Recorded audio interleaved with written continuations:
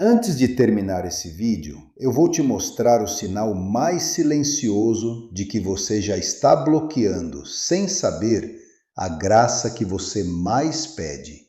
Não é um pecado, não é uma oração errada, é algo que você faz por amor e que precisa parar hoje. Mas para chegar lá, eu preciso que você fique comigo até o fim. Você está aqui porque tem um filho que se afastou.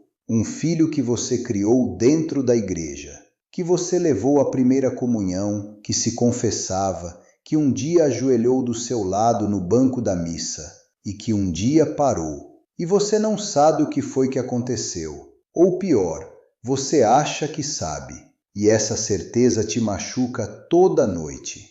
Deixa eu te contar uma coisa que poucos sabem sobre mim. Minha mãe, Dona Nair, tinha um oratório de peroba rosa no corredor de casa, lá em Itabirito, à luz de uma vela sempre acesa, de manhã cedo, às vezes de madrugada. Quando eu era menino e via ela ajoelhada lá, eu perguntava: "Mãe, o que a senhora está pedindo?" Ela nunca respondia logo. Ficava mais um momento em silêncio. Depois se levantava, me olhava e dizia: "Sebastião, eu aprendi que orar não é falar com Deus. É aprender a parar de falar e deixar Ele trabalhar." Levei 20 anos de ministério para entender o peso do que ela disse. 20 anos. E só entendi por causa de uma mulher chamada Dona Conceição. Dona Conceição tem 71 anos. É de Pirapora, norte de Minas. Viúva há 11 anos. Tem 4 filhos, 3 casados e praticantes, frequentes na missa, na catequese dos netos. E o caçula, Rodrigo, 44 anos. Rodrigo parou de ir à missa aos 22, depois de uma discussão com o padre da época sobre o divórcio. Ele se separou, casou de novo no civil, tem 2 filhos lindos e nunca mais entrou numa igreja. Dona Conceição acende vela para Nossa Senhora Aparecida toda terça-feira às 6h40 da manhã, Capela de Santana, antes do pessoal chegar. Ela tem na carteira uma foto de Rodrigo com 8 anos, vestido de coroinha, segurando o turíbulo. É essa foto que ela olha quando reza por ele. Mandou 7 missas pelo Rodrigo. Tentou conversar com ele 2 vezes sobre a fé. A primeira vez ele ouviu. A segunda vez ele disse: "Mãe, a senhora para com isso ou eu paro de vir aqui." Desde então, ela não fala mais de igreja, mas manda versículos pelo WhatsApp toda manhã. Rodrigo lê, nunca responde. Quando ela veio falar comigo, eu estava segurando aqui no bolso a imagenzinha de Nossa Senhora Aparecida que recebi da minha mãe no dia da minha ordenação. E Dona Conceição me disse uma frase que não saiu mais da minha cabeça. "Padre, eu criei esse menino dentro da igreja. Se ele se perdeu, a culpa é minha. E eu não sei mais como pedir perdão a Deus por isso." Se você está assistindo esse vídeo, há uma boa chance de que essa frase seja sua também. Não toda ela, mas o peso dela. Você reconhece esse peso. E é para esse peso que eu quero falar hoje. A primeira coisa que eu precisei dizer a Dona Conceição e que preciso dizer a você é sobre como ela estava rezando. Ela rezava pelo Rodrigo todo dia, com fidelidade, com lágrimas, com amor verdadeiro. Mas quando eu perguntei: "Me conta como você reza por ele", ela foi me descrevendo a oração. e em determinado momento eu entendi o que estava acontecendo. Ela não estava rezando pelo Rodrigo de 44 anos. Ela estava rezando pelo menino da foto da carteira, pelo coroinha de 8 anos, pelo adolescente que se confessava, pela versão do filho que ela guardou dentro de si e que não existe mais. Pelo menos não da forma que ela lembra. Muitas mães fazem isso, e não tem nada de errado nessa saudade. Mas existe um problema espiritual aí que precisa ser dito com clareza. É como regar uma semente plantada num vaso que o filho já levou embora. A água é real, o amor é real, mas o vaso não está mais ali. Deus precisa que você ore pelo filho que ele é hoje, com as feridas que ele carrega hoje, com as dúvidas que ele tem hoje, com a história que o afastou, seja lá qual for essa história. O filho idealizado que você guarda na memória não é o mesmo filho que precisa ser alcançado pela graça agora. Santa Mônica rezou durante 17 anos pela conversão do filho Agostinho. 17 anos de lágrimas, de vigílias, de súplicas. O bispo Ambrósio de Milão, que mais tarde receberia Agostinho no catecumenato, disse a Mônica uma frase que ficou registrada nas próprias confissões de Santo Agostinho.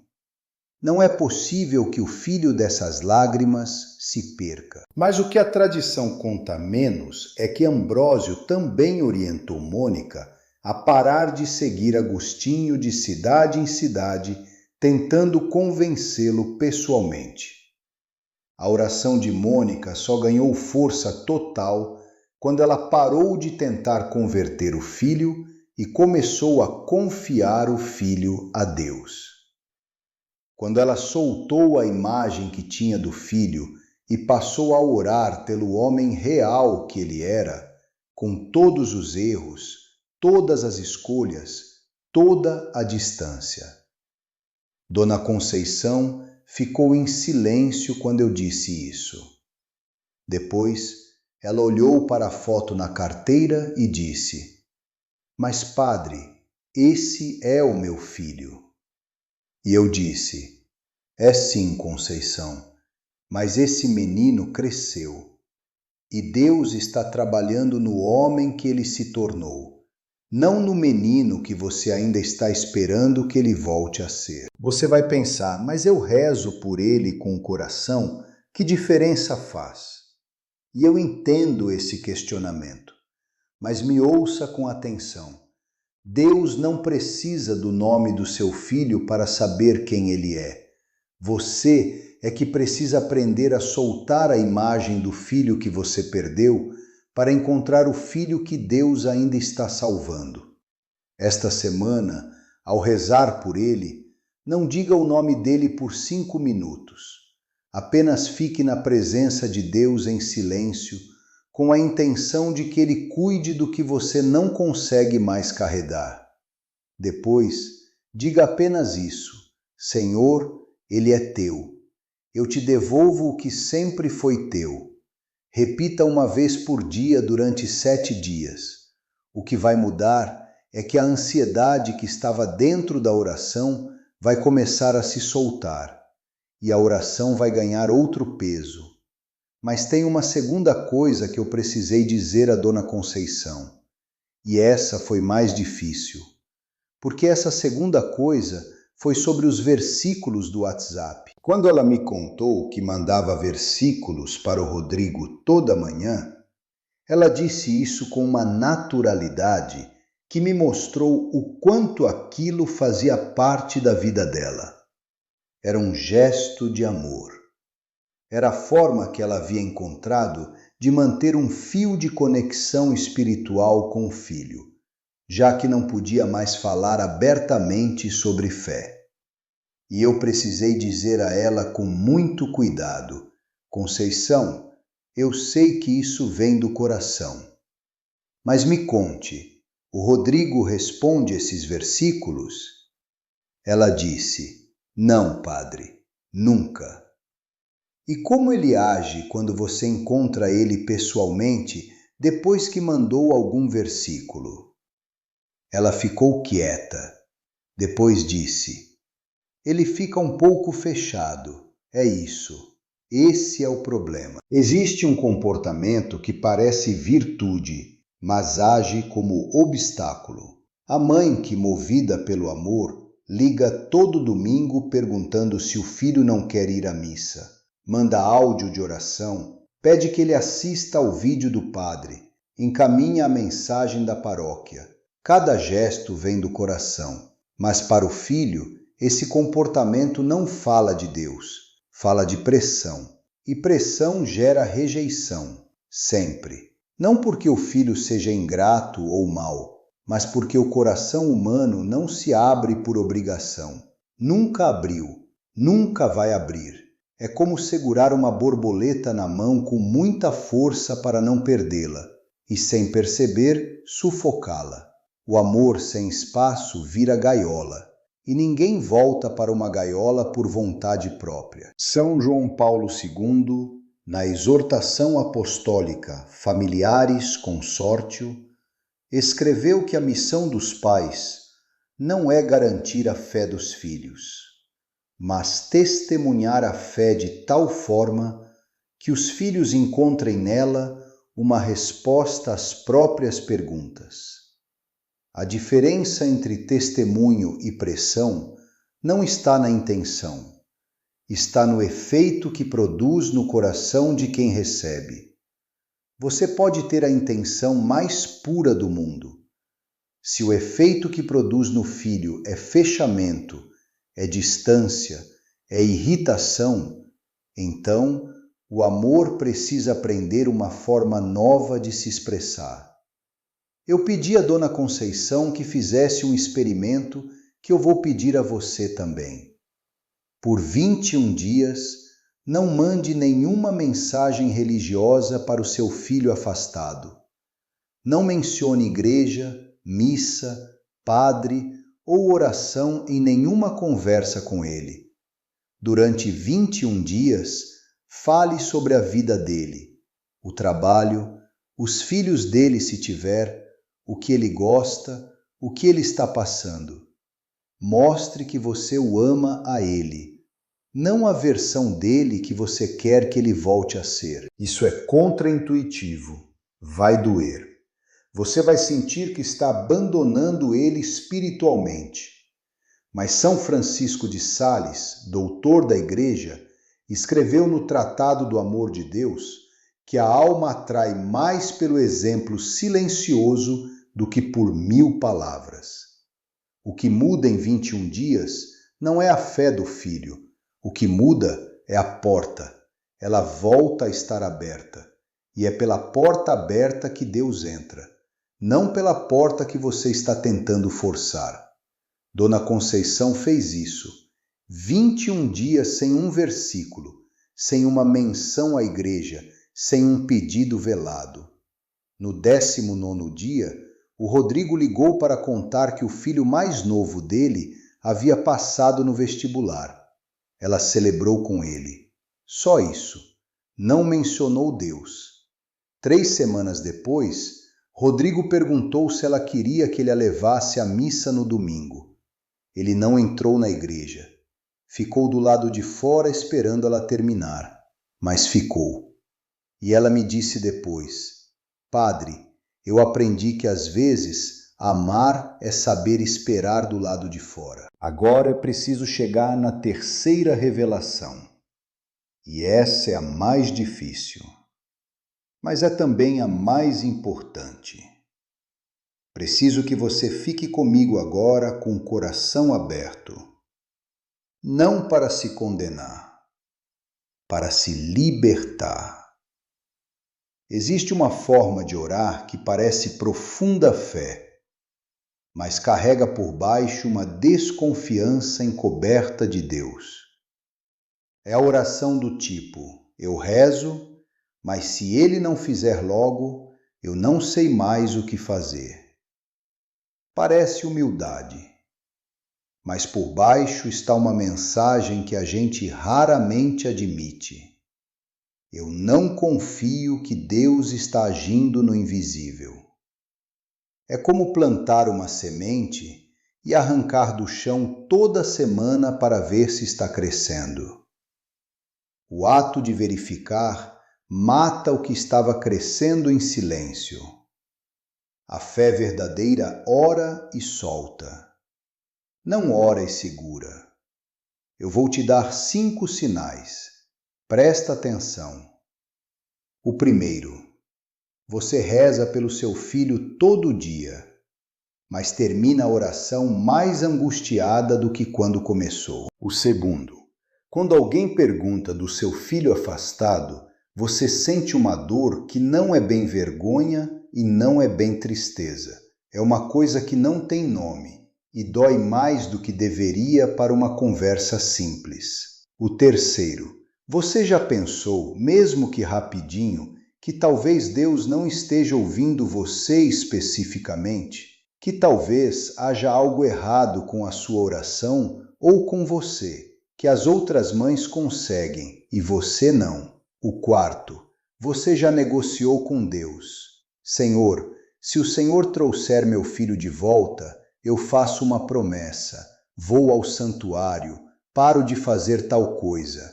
E mesmo assim, nada mudou. E agora você não sabe mais se a promessa ainda vale, se Deus está esperando algo diferente de você, se você está fazendo errado. E o quinto sinal, esse é o que poucos admitem em voz alta. No fundo, você já sentiu uma raiva silenciosa de Deus por não ter respondido ainda. Não é uma raiva que você diria para ninguém. Você mal admite para si mesma, mas ela está lá. E você se sente péssima por isso. Porque como uma pessoa de fé pode ter raiva de Deus? Se você se reconheceu em 3 ou mais desses sinais, o que eu vou dizer agora é diretamente para você. Santa Faustina Kowalska, mística polonesa canonizada por São João Paulo II, registrou no seu diário a misericórdia divina na minha alma, uma frase que me gelou o sangue quando li pela primeira vez. Ela escreveu: a desconfiança magoa mais o coração de Jesus do que todos os pecados. Não a maldade, não o pecado grave, a desconfiança. E aqui está a coisa que eu preciso que você entenda com toda clareza. Essa desconfiança não é falta de fé. É o resultado de anos carregando um peso que não foi feito para ser carregado por um ser humano. Você está exausta de esperar. E a exaustão, quando não tem para onde ir, vira dúvida. E a dúvida, quando a gente envergonha dela, vira culpa. E a culpa fecha a própria oração por dentro. Não é falta de amor, é excesso de peso carregado sozinha. Nossa Senhora de Fátima, na aparição de julho de 1917, disse: rezem, rezem muito e façam sacrifícios pelos pecadores, pois muitas almas vão para o inferno porque não há quem se sacrifique e reze por elas. O que muitas mães não percebem é que Nossa Senhora não disse apenas rezem, disse rezem e façam sacrifícios. E o sacrifício de uma mãe que ama um filho afastado, às vezes, é justamente o sacrifício de ficar em silêncio quando quer falar e de confiar quando quer controlar. O sacrifício não é sofrer mais. O sacrifício é soltar. Eu vou te pedir uma coisa prática para esta noite. Pega uma folha de papel, escreve essa frase e coloca no seu oratório, do lado da vela, do lado da imagem de Nossa Senhora. Senhor, Eu não sei quando, eu não sei como, mas eu acredito que o Senhor já está trabalhando no coração do meu filho, agora, enquanto eu durmo.